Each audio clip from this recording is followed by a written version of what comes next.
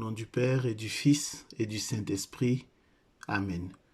Je débute cette réflexion en ayant une pensée de prière profonde pour mon frère en Christ, Maxime Yoboué, qui nous a quittés le dimanche de Pentecôte. Mes pensées de prière vont également à l'endroit de son épouse, de ses enfants, de la famille éplorée et des amis qui sont affectés par son départ. Shalom bien-aimés frères et sœurs dans le Seigneur, nous sommes aujourd'hui le mercredi 3 juin 2020 et nous méditons l'évangile selon Saint Marc, chapitre 12, versets 18 à 27. Je suis Edgar Assois et par mon baptême, j'ai été envoyé proclamer la bonne nouvelle de l'évangile à toutes les nations. À vous, grâce et paix de la part de notre Dieu et de notre Seigneur Jésus-Christ de Nazareth. L'évangile de ce jour met en scène Jésus avec les Sadducéens. Ceux-ci étaient les adversaires de Jésus et des premiers chrétiens. Ils formaient un groupe d'intérêts religieux et politiques autour du second siècle, deuxième siècle avant Jésus-Christ.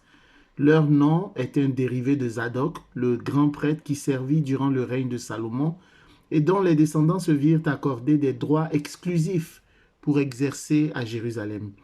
Ils appartenaient à la haute classe de la société juive et plusieurs d'entre eux étaient riches et occupaient des postes importants dans la cité sainte. C'étaient des nobles. Ils étaient opposés aux pharisiens et étaient en faveur du statu quo, c'est-à-dire qu'ils défendaient l'idée selon laquelle vivre paisiblement avec l'occupant romain permettrait au judaïsme de résister à la tempête des règles étrangères, à la tempête de la domination romaine. Alors ils étaient plus ou moins favorables à la présence de l'occupant romain. Ils ne croyaient pas en la résurrection des morts, en affirmant qu'elle était incompatible avec l'enseignement du Pentateuque, qui est l'ensemble des 5 premiers livres de la Bible.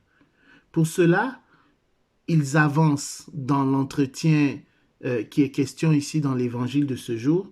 Ils avancent à Jésus en lui disant la coutume du lévira. Lévira vient du latin lévir qui signifie beau-frère.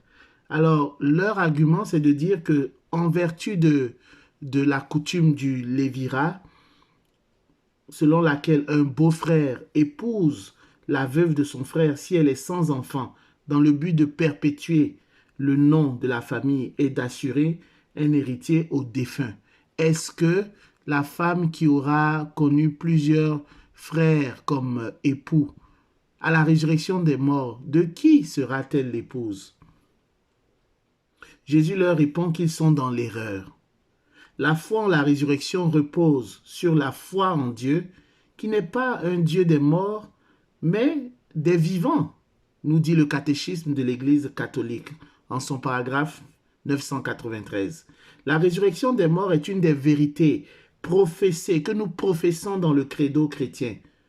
Dans la mort, l'âme se sépare du corps. L'âme va à la rencontre de Dieu, tandis que le corps tombe dans la corruption, dans la décomposition. Mais lors de la parousie, lors de la seconde venue de Jésus, la résurrection des morts aura lieu. C'est alors que l'âme, qui était jusque-là en attente, ressuscitera et sera à nouveau unie à son corps glorifié, à son corps spirituel. L'âme sera unie au même corps qu'elle a habité durant notre passage sur la terre. Mais ce sera un corps glorifié. Notre résurrection sera à l'image de celle du Christ qui est ressuscité avec son corps glorifié.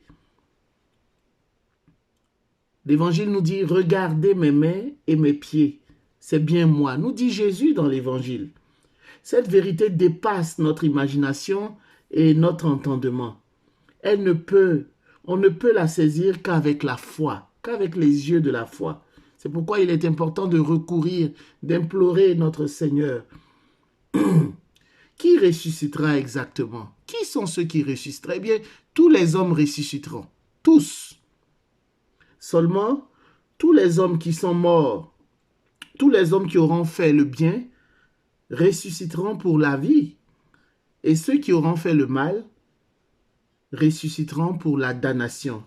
Nous dit le Seigneur Jésus-Christ encore en Jean 5, verset 29.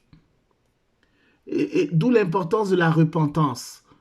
J'espère avoir le temps de faire une réflexion un peu plus détaillée sur la repentance, mais la repentance nous permet de mourir ou de nous mettre en conformité avec l'enseignement de Jésus. Ne sois pas un sadducéen, mon frère et ma sœur.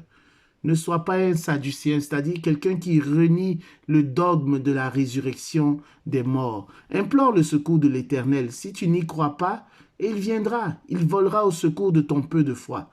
Ainsi, par ta foi en Jésus, tu mourras dans le Christ Jésus quand ton heure sera arrivée. Saint Ignace d'Antioche nous dit, « Il est bon pour moi de mourir dans le Christ Jésus, plus que de régner sur les extrémités de la terre. C'est lui que je cherche, qui est mort. Lui que je veux, qui est ressuscité pour nous. Mon enfantement approche. Laissez-moi recevoir la pure lumière. Quand je serai arrivé là, je serai un homme. » Et Sainte Thérèse de l'Enfant Jésus continue aussi dans ce même sens en disant « Mon désir terrestre a été crucifié. Il y a en moi une eau vive qui murmure et qui dit au-dedans de moi « Viens vers le Père. Je veux voir Dieu. Et pour le voir, il faut mourir. Je ne meurs pas, j'entre dans la vie. » Bien-aimé, que l'Esprit Saint console les cœurs qui sont éplorés en ce moment. Que l'Esprit Saint essuie les larmes de vos yeux et qu'il nous donne la grâce d'adhérer totalement par la foi à la vérité fondamentale de la résurrection des morts. Que la paix du Seigneur soit avec vous, ainsi soit-il. Au nom du Père et du Fils et du Saint-Esprit, ainsi soit-il.